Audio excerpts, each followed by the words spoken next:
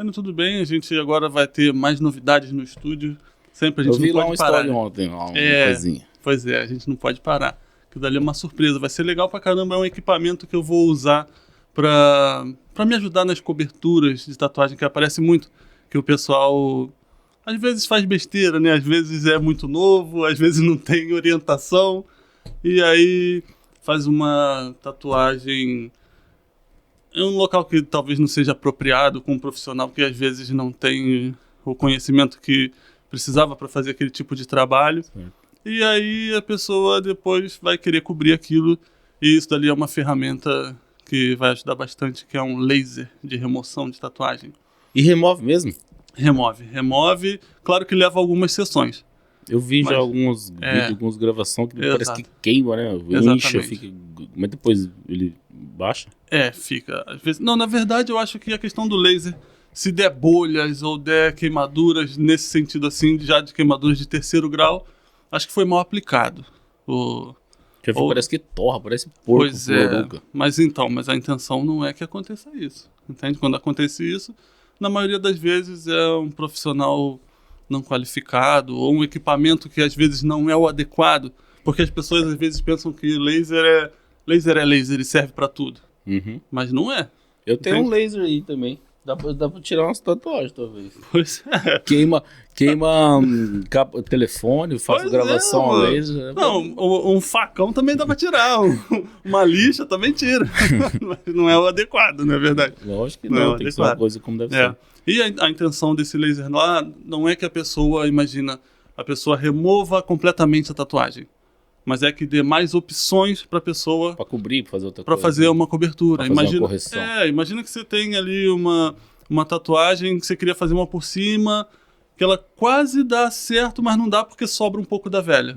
Então você não precisa remover tudo mais. Agora você só remove aquilo dali. Só o que é preciso. Vamos fazer um trabalho em conjunto meu, de tatuador, e a pessoa que faz o trabalho do laser, que vai trabalhar lá comigo. Eu não apresentei bem o convidado, mas o convidado é tatuador, tá, pessoal? Henrique Matos, tatuador há mais de 20 anos. 20 e um poucos de anos. Já tem quase 40, já faz muitos anos. Eu tenho essa cara de menino, mas... É novinho, né? Eu tenho bastante história. Vamos falar essas histórias bastante aí. Bagagem. Muita coisa boa pra falar. Então, Henrique, como é que começou essa cena de tatuagem? Como que entrou na sua vida? Na minha vida? Tatuagem. Na minha vida, a tatuagem em si, meio que por acaso até. Por acaso? Sabe?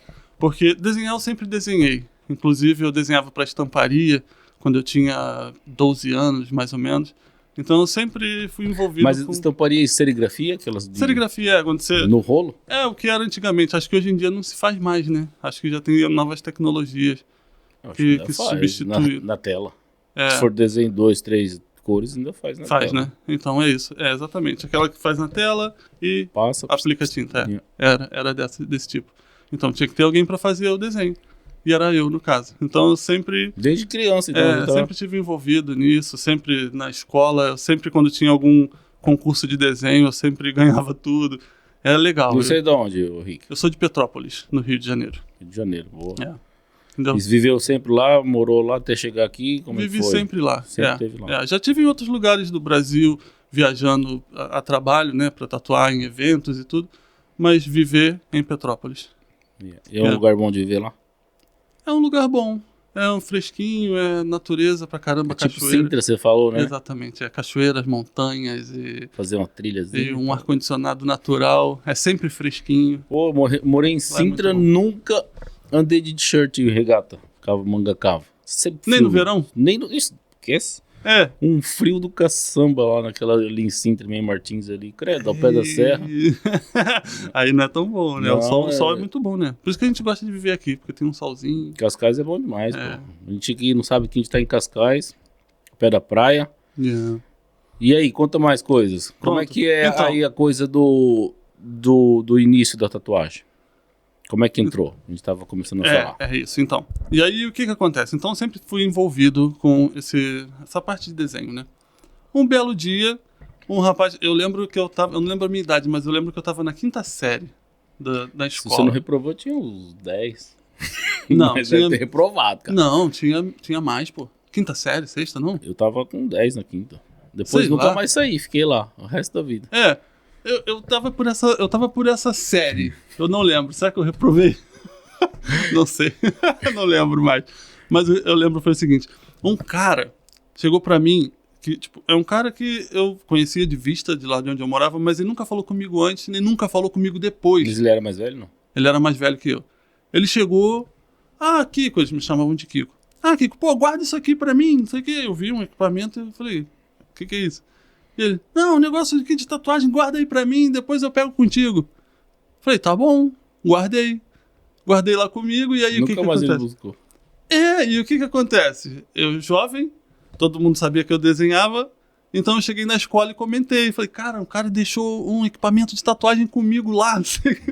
E os garotos na época, instantaneamente, bora fazer uma tatuagem. Bora tatuar. A princípio eu fiquei um pouco negativo, né? Falei, não sei fazer isso e tal. Porque na época, isso imagina, 20 anos atrás, era quase legal.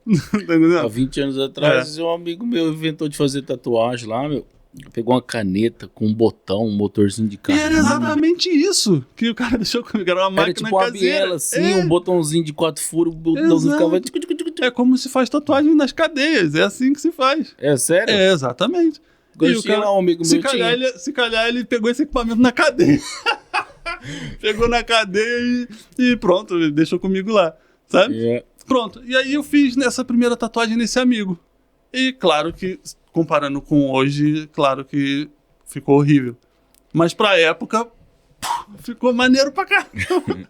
E todos os outros Mas não garotos... foi com aquela tinta de pintar chão, né? Foi nada. Não, xadrez. Foi com tinta de caneta, pô. Tinta de caneta, tinta nanquim de caneta. E a agulha era uma agulha de costura e o negócio... Os malucos antigamente pintavam, faziam tatuagem com xadrez. Eu já vi. Xadrez, que antigamente pintava o chão. Eu já vi. Um rapaz lá perto da minha casa, que ele era tatuador nessa época. Ele tatuou um amigo meu com tinta de xadrez, velho. Que doideira. O vermelho só arranjava no xadrez. Meu irmão. Pronto, mas é assim. Das antigas era assim. Ficava uma tatuagem E aí pronto, começou assim. Só que aí, o que começou como uma coisa de garotos, faz aqui um negócio, uma marca. Não pode nem ser uma... Não sei se diz uma tatuagem, porque às vezes, né, tipo, pigmentou a pele e ficou, já é uma tatuagem, né? Então... Mas era uma coisa de moleque, era uma coisa de garotos, né, adolescentes fazendo besteira. Fazendo asneira, só pode. Pois é. E pronto, só que começou a tomar uma proporção de que as pessoas começaram a me procurar pra fazer isso me pagando. Os caras, faz uma tatuagem, quanto é que você cobra? Ops, pois quanto é que eu cobro? E aí eu falei, pronto, então se as pessoas querem fazer uma coisa e estão dispostas a pagar por isso, então ok, eu aceito, vou fazer. E aí comecei a fazer e comecei a buscar mais conhecimento e equipamentos e começar a levar a coisa a sério. Isso já era quanto tempo de idade você tinha? Eu não lembro. Era de menor ainda? Não, eu era já maior de idade. Porque eu fiz a primeira tatuagem em mim, um senhor lá da minha cidade fez. A primeira tatuagem eu tinha 16. E aí eu comecei a tatuar as pessoas. Eu aceitei tatuar as pessoas depois que eu fiz essa tatuagem. Então eu tinha, sei lá, uns 17. 17, 18, bem. Por aí, aproximadamente. Já era com equipamentozinho, mas... Quando eu comecei a aceitar fazer isso trabalhos, né? E as pessoas me pagando por isso, aí eu comecei a buscar equipamentos e buscar conhecimento, que na época o conhecimento era muito escasso, não existia muito conhecimento sobre isso. Sobre tatuagem, né? Existiam muito mal uma ou outra revista que saía na banca e você tinha que ir lá comprar a revista que você só via os trabalhos dos caras. O conhecimento você tinha que conseguir com tentativa e erro, ou ter algum amigo que já tem alguma experiência na tatuagem para te orientar e falar, olha, se tu fizer assim é melhor, se tu fizer assado. Mas eu acho que naquela época não era tão comum a tatuagem quanto é hoje. Hoje em dia, o aprendizado para tatuagem tá muito acessível, muito acessível. Você consegue entrar no YouTube e ver tutoriais de tatuagem à torta e à direita. Claro já ensinam a fazer tatuagem? Claro que dentro desse mundo do entretenimento, né? Esse mundo de vídeos, de tutoriais que você vai ver na internet, claro hoje que vai ter muita coisa ruim e muita coisa boa. Então você tem que, se tu for uma pessoa que sabe filtrar o que vale a pena para si. E o que não vale a pena é interessante. O YouTube você consegue aprender um pouco. Tem muita informação. Muita informação. Tem pessoas que vivem hoje de vender curso de tatuagem. Isso que ele nem sabe tatuar. Às vezes sabe, às vezes não. Tá entendendo? Mas o intuito de vender curso de tatuagem, na grande maioria das vezes, é vender um curso de tatuagem e não fazer um tatuador. Uhum. Entende? Porque um tatuador não é só isso ou só aquilo. Entendeu? E além de tatuagem, você faz o quê? Além de tatuagem, eu faço muitas coisas. No ramo artístico. Que engloba no ramo de desenho, pintura. No ramo artístico, por exemplo, hoje eu faço também modelagem 3D, modelos 3D para impressão 3D. Que é esse daqui, por exemplo, que eu trouxe como exemplo, para vocês entenderem do que eu estou falando. Isso daqui, antes até de eu tatuar, eu já fazia modelagem, escultura tradicional, que era com massa, às vezes com epóxi, às vezes com pedra, às vezes com madeira, o material que tivesse era entalhado, era esculpido, e pronto, era assim que funcionava, o negócio tradicional. Existem, claro, excelentes artistas até hoje que trabalham ainda talhando pedras e talhando madeira e que fazem peças maravilhosas, entendeu? Fica muito bom. Exatamente. Mas esse tipo que eu fazia, entende? Consumia muitas horas de tempo, muitas horas e muita coisa, então eu fui meio que ficou um pouco de lado na minha vida, porque pronto, a gente segue uma carreira, a gente tem que escolher uma coisa ou outra. Então um primo meu que o pai dele era marceneiro e ele esculpia porta com madeira. E é maneiro pra caramba, cara. Depois de velho agora, depois que os filhos já estão criados, estão na faculdade, não sei o que, ele começou de novo. Muito legal. Porque ele começou a trabalhar, saiu daquela cena que eu tenho uma peça que eu lembro que eu fiz. Eu lembro dessa peça até hoje. Eu peguei um pedaço de madeira de pinho de riga. Não sei se tu conhece e sabe como é essa madeira. Sim. Então ela tem várias camadinhas assim, uma camada clara e uma escura. Clara, escura. E aí eu esculpi nessa madeira um lagarto, e ele tava em pé assim, com o olho assim, e aqueles anéis deu certinho o volume do olho. Pô, ficou muito maneiro aquela peça, cara. É uma pena eu não lembrar mais onde ela foi parar. Fogo. Mas ficou muito legal essa peça. Mas enfim, esse tipo de coisa é uma arte que depende de muito espaço, de muita coisa. Fazia muita sujeira em casa. E aqui em Portugal é lixado. Né? E agora recentemente, não tão recente, mas para mim é uma coisa recente, eu descobri que eu poderia ter os mesmos recursos digitais. E fazer o mesmo... Agora era digital, né? Exatamente, tudo digital. O mesmo modelo que eu fazia antigamente com epóxi, por exemplo. Hoje eu faço... Misturava as massinhas. Exatamente, Hoje eu faço o mesmo trabalho, a mesma coisa de estica, corta e tarará. Faço a mesma coisa, só que digital. E não tem sujeiras e não tem nada disso. E fica um trabalho bem bonito. E tem a oportunidade, com as impressoras 3D que temos hoje, tem a oportunidade de pegar o que eu fiz no mundo digital e transformar em uma peça física, onde eu posso tocar e posso botar exposto, e infinitas possibilidades.